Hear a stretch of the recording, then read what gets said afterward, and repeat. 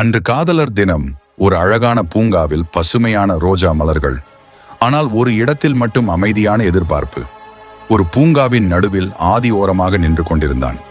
அவன் கையில் ஒரு அழகான சிவப்பு ரோஜா. இது யாருக்காக தெரியுமா?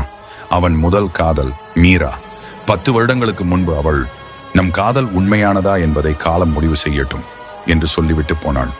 அதன் பிறகு எந்த ஒரு செய்தியும் இல்லை. ஆனால் ஆதி மட்டும் ஒவ்வொரு காதலர் தினத்தன்றும் அதே பூங்காவிற்கு வந்து ஒரு ரோஜாவை அவளுக்காக வைத்துவிட்டு போவான். காலம் கடந்தாலும் காதல் நினைவுகள் மங்குவதில்லை. 10 வருடங்கள் முன்பு நடந்ததை நினைத்து பார்த்தான். அந்த பூங்காவில் இருந்த ஒரு அழகான இடத்தில் இருவரும் சந்தித்தார்கள். ஆதி, நீ என்னை காதலிக்கிறாயா? மீரா கேட்டபோது அவன் வெட்கப்பட்டு சிரித்தான். நீ எனக்கு மிகவும் முக்கியமானவள் என்றான். அவளின் கண்கள் பளிச்சென்று பிரகாசித்தது. அதுதான் காதல். அவர்கள் மழையில் நனைய மிதமான பார்வையுடன் பார்ப்பது உண்மையான காதல் போல் இருந்தது. ஆனால் அந்த காதலுக்கு தடங்கள் வந்தது. மீராவின் குடும்பம் வெளிநாட்டிற்கு செல்ல முடிவெடுத்தது. அவள் எதிர்ப்பளிக்க முடியாத சூழ்நிலை. நாம் வெவ்வேறு உலகங்களில் இருந்தாலும் என் இதயம் உன்னுடன் தான் இருக்கும். அவள் சொல்லிக்கொண்டே அவன் கையில் ஒரு வெள்ளை அழகான கடிதம் வைத்தாள். நீ இதை படிக்காதே. ஒரு நாள் நான் திரும்பி வந்தால் அதன் பிறகு படிக்கலாம் என்றாள். அதன் பிறகு அவள் போய்விட்டாள். 10 வருடங்கள் கழித்து நிகழ்காலத்தில் ஆதி மீண்டும் அதே பூங்காவில்.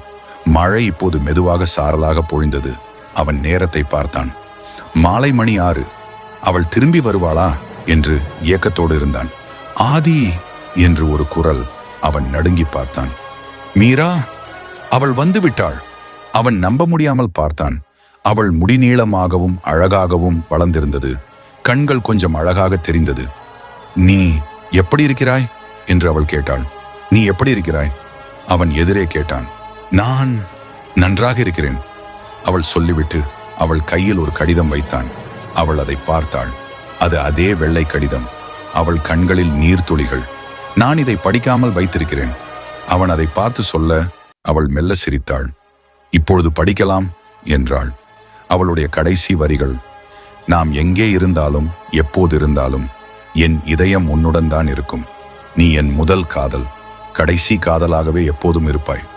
அவன் அவளை பெரும் காதலோடு கட்டிப்பிடித்தான். மழை பொழிந்து கொண்டே இருந்தது. அவனது இதயத்தில் அவளுடைய ரோஜா காதல் மீண்டும் மலர்ந்தது.